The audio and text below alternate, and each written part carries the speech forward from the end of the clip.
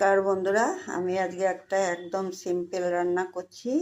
মেথি শাক ভাজা, বেগুন দিয়ে মেথি শাক ভাজা।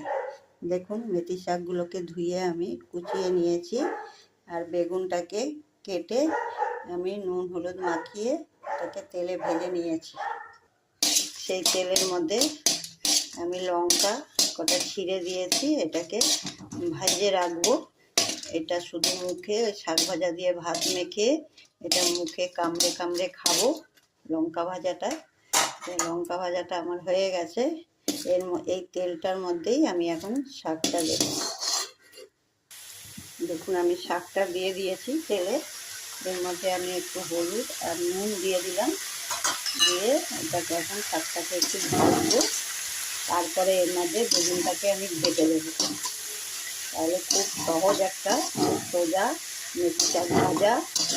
বেগুন দিয়ে ভেজে খেলে কিন্তু খুব টেস্ট হয়। একবার বেগুন দিয়ে আপনারাও ট্রাই করে দেখবেন, খেয়ে দেখবেন। ভেজে হেভি টেস্ট হয় কিন্তু বেগুন দিয়ে মেথি শাক ভাজা। দেখুন বন্ধুরা, আমার মেথি শাকটা ভাজা হয়ে গেছে।